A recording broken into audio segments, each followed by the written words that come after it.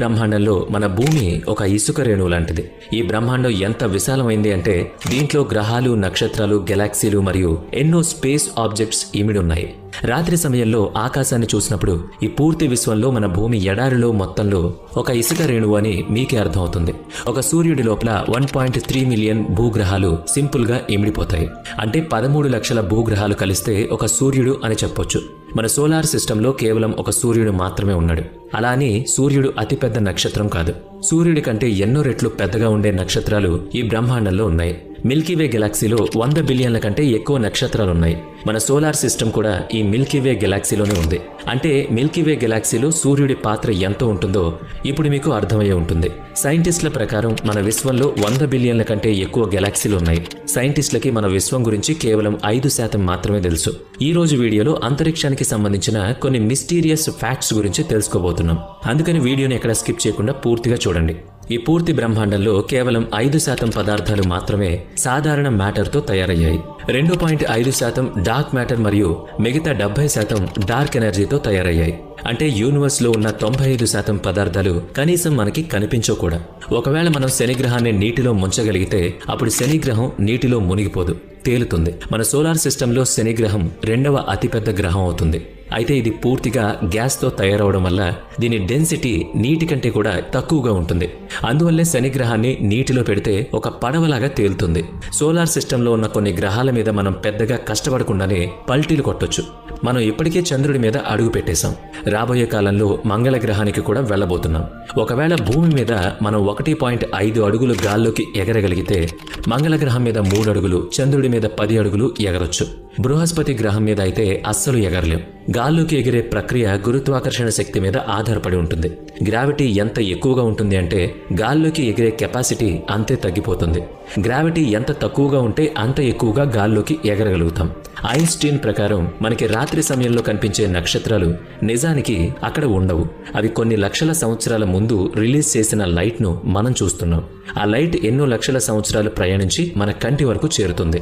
మనం ప్రస్తుతం ఆ లైట్ని చూస్తూ ఉంటాం. మనం చూస్తున్న సమయంలో ఆ నక్షత్రం అక్కడ ఉందో లేదో అనే విషయంపై మనకి ఎలాంటి అవగాహన ఉండదు. అంతరిక్షం నుంచి సూర్యుడు చూడడానికి తెలుపు రంగులో కనిపిస్తాడు, కానీ భూమి మీద నుంచి మాత్రం కొంచెం వేరుగా కనిపిస్తాడు. సూర్యుడికి తన చుట్టూ తాను ఒక పరిభ్రమణం చేయడానికి 25 నుంచి 30 రోజుల సమయం పడుతుంది. కానీ మన భూమికి మాత్రం కేవలం 24 గంటల సమయం మాత్రమే పడుతుంది. హలీ అనే తోకచుక్క 75 సంవత్సరాలకి ఒక్కసారి కనిపిస్తుంది. చివరిగా ఫిబ్రవరి 9, 1986లో కనిపించింది.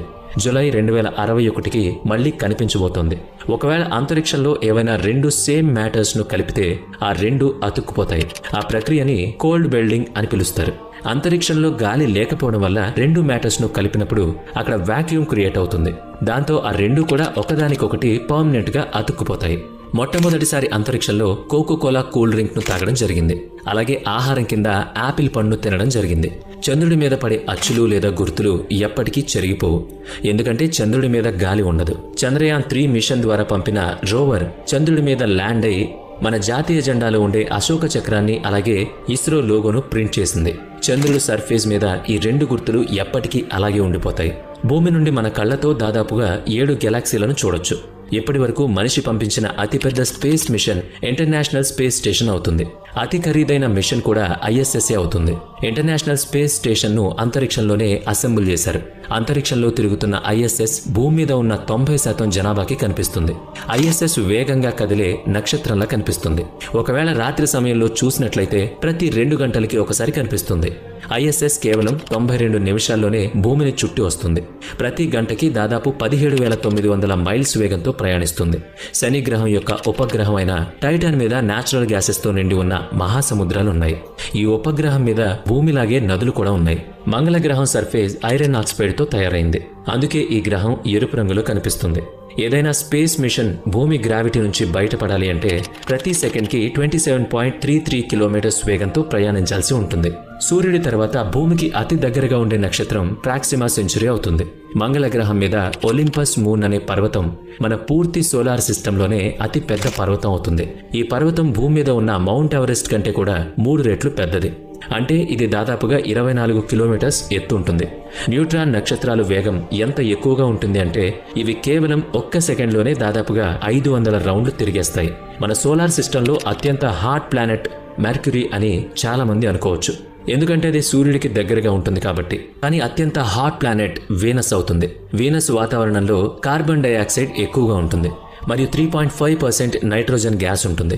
అందువల్లే వీనస్ అత్యంత హాట్ ప్లానెట్ అవుతుంది. ప్రతి 18 రోజులకు ఒకసారి మన మిల్కీవే గెలాక్సీలో ఒక కొత్త నక్షత్రం పుడుతుంది. అంటే ఇప్పటికీ కూడా బ్రహ్మాండం పెరుగుతూనే ఉంది. గెలాక్సీలలో ఎన్నో రకాలు ఉంటాయి. వాటిలో 3 ప్రముఖమైనవి. 1 ఆండకర్, 2 సర్పిల్ మరియు 3 ఎనిమేట్. మన మిల్కీవే గెలాక్సీ సర్పిల్ ఆకారంలో ఉంటుంది. నెప్ట్యూన్ యొక్క ఉపగ్రహం టైటాన్ మరియు నెప్ట్యూన్ల వెనుక నుండి పరిభ్రమణం చేస్తుంది. పూర్తి సోలార్ సిస్టమ్ కేవలం ఈ ఒక్క ఉపగ్రహం మాత్రమే ఇలా చేస్తుంది. మిగతా ఉపగ్రహాలకి దీని దిశ విపరీతంగా ఉంటుంది. సోలార్ సిస్టంలో భూమి తర్వాత లైఫ్ పాసిబుల్ అయ్యే గ్రహంగా మంగళ గ్రహాన్ని చెప్పుకోవచ్చు. ఏదైనా ఒక నక్షత్రం బ్లాక్ హోల్ దగ్గరగా ప్రయాణిస్తే ఆ నక్షత్రం విచ్ఛిన్నం అయిపోవచ్చు.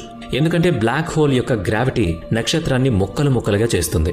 న్యూట్రాన్స్ నక్షత్రాల యొక్క డెన్సిటీ ఎంత ఎక్కువగా ఉంటుందంటే ఒక స్పూన్ న్యూట్రాన్ నక్షత్రాల యొక్క బరువు మన భూమి మీద జనాభా బరువు కంటే ఎక్కువగా ఉంటుంది.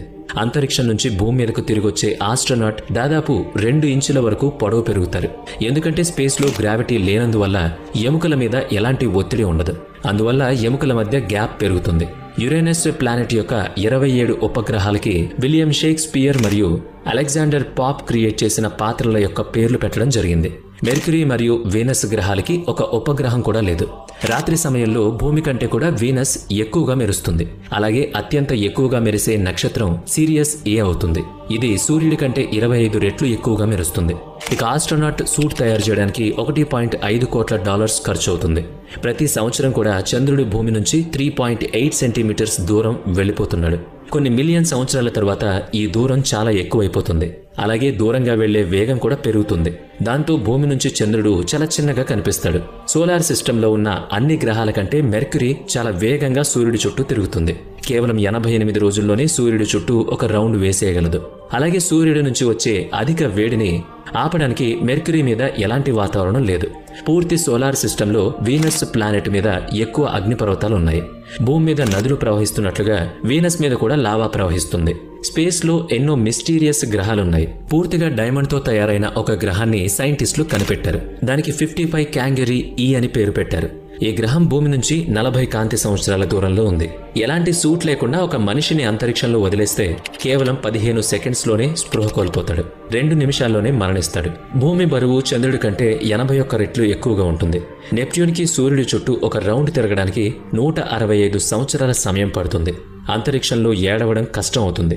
ఎందుకంటే కన్నీళ్లు కింద పడవు. అలాగే ఈల వేయడం కూడా సాధ్యం కాదు. చంద్రుడి యొక్క కాంతి నుంచి భూమిని చేరడానికి 1.3 సెకండ్స్ సమయం పడుతుంది. మరి అంతరిక్షానికి సంబంధించిన ఈ విశేషాలు మీకెలా అనిపించింది?